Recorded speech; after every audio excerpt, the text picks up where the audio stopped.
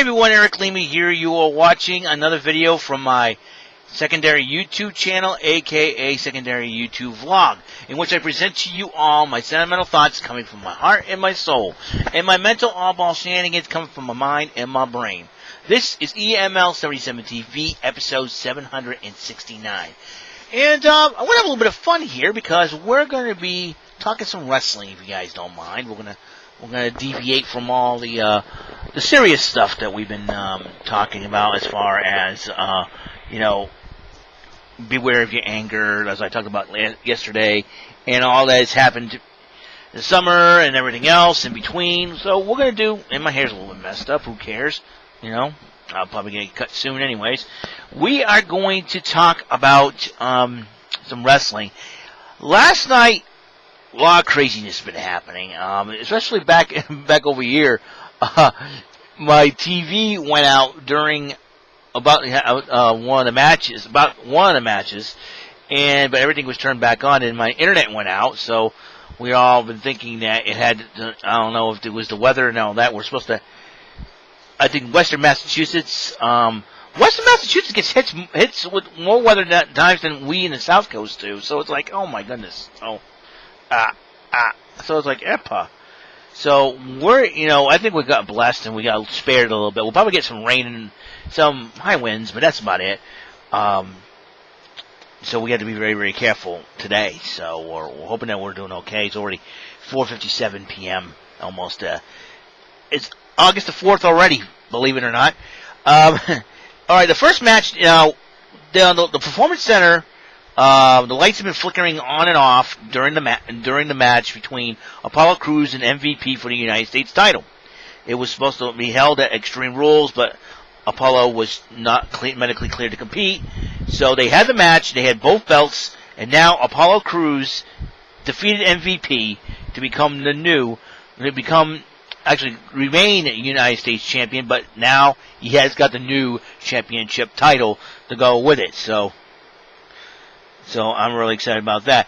Next match on the card, it was supposed to be started off as the Kevin Owens show, Ruby Riott, and then Kevin Owens decided to get Ruby Riott to talk to Liv Morgan, and Ruby Riott apologized to Liv for the way she treated Morgan upon her return to Raw. The apology. But the Iconics obviously interrupted them, and the Riot Squad picked up the victory. So I'm really happy that the Riot Squad sort of can get back together because Sarah Logan's no longer with the company, but she's also going to have a baby. So congratulations to Sarah Logan. Also, Drew McIntyre confronted Randy Orton, and it seems like so this one this is going to be a spirited battle for SummerSlam. So this is going to be a heck of a battle. All I can say is after berating Orton for everything handed to him, and then all of a sudden,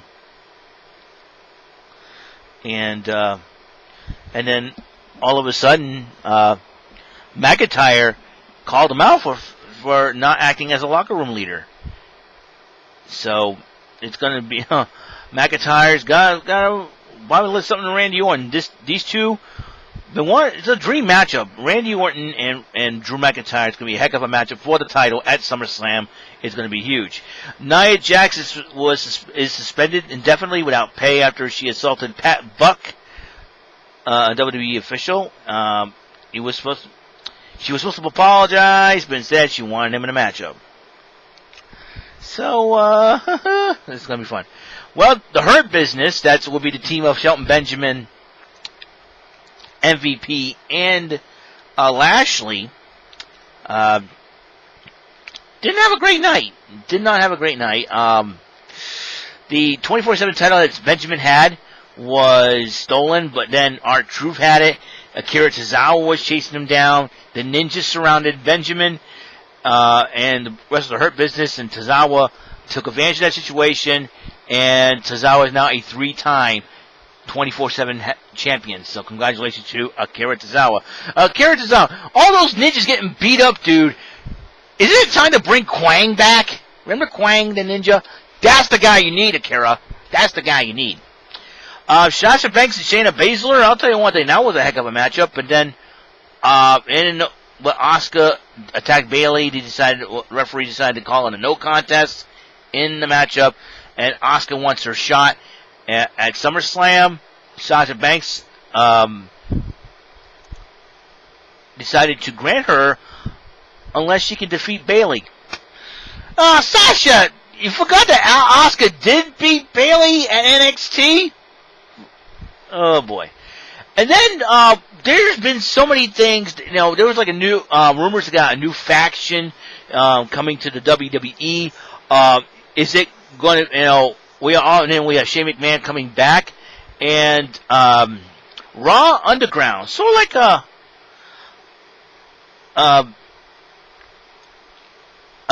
sort of like an underground fighting. So like Xavier Woods described it on Twitter as Def Jam from New York, the type deal or the Fight Club thing. He introduced a newcomer to the WWE, and the name is crazy. Daba Kato, who is formerly known as Baba Tunde. Daba Kato, who was like 7 feet near 7 feet tall, and really knocked out too. And Shane O'Mac is just shake things up, and so that was crazy. That was just it's sort of like a little bit of an attitude era. And they had dancers and all that, and everybody surrounding the ring. So Raw Underground. So Shane McMahon's doing something. So I don't know if some of the superstars already took part in his Raw Underground. I'll explain more. A couple of matches between SummerSlam opponents for the Raw Tag Team titles. Angel Garza beat Angelo Dawkins, and the Bachelor's Demi Burnett was flirting with Angel Garza. And then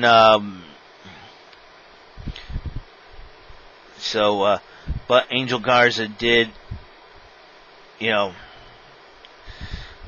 then Montez Ford collapsed against Andrade in a no contest. There was something about food poisoning, and Bianca Belair wants to tear Zelina Vega apart. I look at Bianca Belair and Zelina Vega. I say Zelina Vega will resemble a pinball if these two hook up in a matchup. If you don't, so if I were Zelina Vega, I run. So that will be something to behold. Erica the Viking Raiders fought in Raw Underground and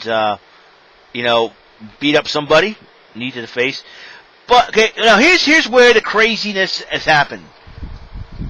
According to what they're saying, on a night where technical malfunctions spread throughout Raw and chaos seemingly reigned, security cameras captured a crew of masked assailants setting fire to the WWE Performance Center's generator.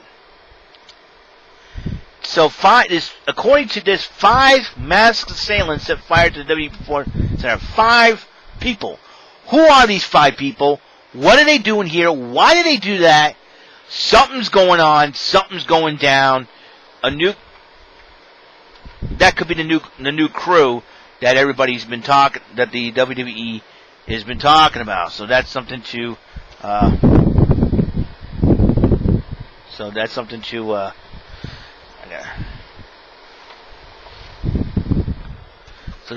be something to talk about. I'm trying to adjust the fan. I'm sorry. Well, Dominic Mysterio has challenged Seth Rollins to a match at SummerSlam. Seth Rollins, who has been in a crabby mood because of Tom Phillips' commentary, about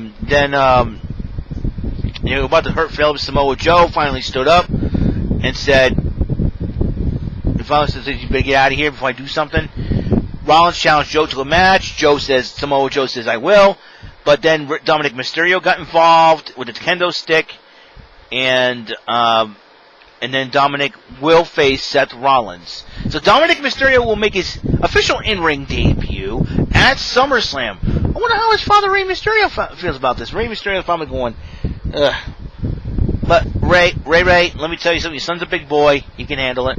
I'm hoping you just approve. So, just approve. I don't know. His father has not tweeted about it yet. I don't know. I haven't checked his tweets yet. So, I'll check Rey Mysterio's tweets when I'm done here. The Hurt Business decided to crash Raw Underground. And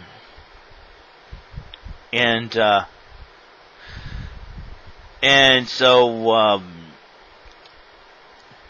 you know, the Hurt Business went inside the Raw Underground, beat up everybody there.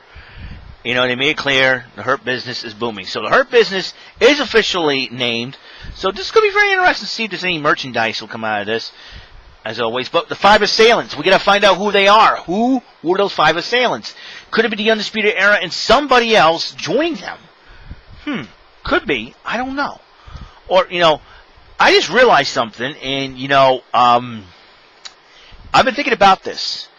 The WWE bought Evolve Wrestling, and they signed a couple of guys. Maybe 5 guys from Evolve Wrestling could be behind the whole thing. If that's the case, a new invasion? I don't know. It'll be very interesting. So, there's lots of unanswered questions going. Are they going to cause trouble on NXT? Are they going to cause trouble on SmackDown? We'll find out as this week rolls around. It's going to be crazy. I thought it was, you know, the weather in Florida, expecting, you know, hurricane, expecting to blow through and all that, but it looks like it wasn't. So it's something. So we found out what it was. So it's going to be. Hopefully they get a new generator, and this time they stay away from these assailants. It will be something else. So that is what the Raw review is all about. We still, and Tainara Conti possibly is part of AEW. Her and Anna Jay have been part of a tournament, a women's tag team tournament. So it's going to be in AEW. So it's going to be something to behold there. I am just, you know, I'm just totally over the moon excited about this. It's going to be really cool, really awesome. And Raw is going to be something fresh new. So we'll find out what's going on there. Is the SmackDown hacker going to make a comeback? Looks like he is, because while Mandy Rose and Sonya Deville is fighting, the SmackDown hacker is little glitchiness has happened. So could the SmackDown hacker be behind the 5 assailants trying to destroy the generator? What are the unanswered questions? This has got to be more interesting. Almost like a mystery of whodunits, and all of a sudden all these connections, coincidences, craziness. Who knows? It's the WWE. They love to keep us guessing. And you know what? I'm kind of curious to see what's going to happen next week on Monday Night Raw. Or will the same thing happen on SmackDown and NXT? We get NXT tomorrow. A battle of number 1 contenders between Rhea Ripley and Dakota Kai. Whoever wins the match will face Io Shirai for the NXT Women's Championship at NXT TakeOver 30. So, I like to see Dakota Kai lock up with Io Shirai. But no matter who wins in the end, my girl, I love Io Shirai. Io Shirai, baby. That's who I want to win. Io Shirai. She does this all the time. So, and speaking of Io Shirai, her fiance Evil has joined the Bullet Club and captured the IWGP World Heavyweights and Intercontinental Championships. And everybody's saying now that Evil has joined the Bullet Club. Io Shirai is considered a Bullet Club babe. Interesting developments here. Interesting developments in wrestling today. But we still got no word of where Tessa Blanchard is going to end up. I think she's focusing on her upcoming nuptials to Daga. So I think once that's out of the way, I think after they get the honeymoon out of the way and all that, maybe she'll sit down, look at the situation in wrestling, in the organization, to see where she will go next. We know Impact fired her, stripped her of the title, of the world title. Now it's in the hands of my fellow Massachusetts native, Eddie Edwards, who is the husband of Alicia Edwards, who wrestled. This is crazy. Anthony Green, okay, who's the retrosexual Anthony Green signed on with NXT. Okay, here's the deal. There's like 5 wrestlers, 6 I should say, that I saw at the Wayland City Festival under the Top Rope Promotions promo that have made it on TV. Alicia Edwards, saw her wrestle as Lexus at the Wayland City Festival. She's on Impact Wrestling. Matt Taven, whom I saw wrestle at the Wayland City Festival, is in Ring of Honor. Beth Busick, who became Oni Lorcan, is now on NXT. Mike Bennett, whom I saw wrestle at the Wayland City Festival, was also part of the WWE and Impact Wrestling and Ring of Honor. Now, the latest person to join that crew, Anthony Green, whom I saw wrestle at the Wayland City Festival when teamed with Cam Zagami, known as the Cam and Connection. So, I think it was really cool. So, congratulations to Anthony Green. I'm hoping that you do well in the WWE, and hopefully, I'm sure they'll let you keep your gimmick of being retro, because I like retroness. It's cool. A lot of things are happening, so we'll see what happens. You know, SummerSlam is not that far away, and we'll see what happens. I'm just totally excited, totally stoked. I'll see what these 5 assailants, so who are they? Are they the Undisputed Era and somebody else has joined up with them? Will the Hurt Business try to find these guys? I don't know. You know, lots of questions that need to be answered throughout all this. Is a SmackDown hacker behind it? Is Shane McMahon behind the whole thing? I don't know what the craziness is going on.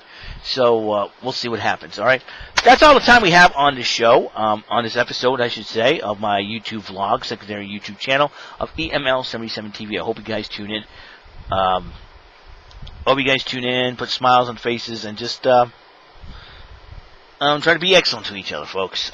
So it's episode 769, Raw review and other wrestling news. We'll see what happens, all right? I'll see you guys later. You guys have a wonderful day and a wonderful evening. And if you're in Massachusetts in the way of a storm, please be safe and take the proper precautions. You know, stay inside, social distance, and all that good stuff, all right? I'll see you guys later. Have a wonderful day. Bye.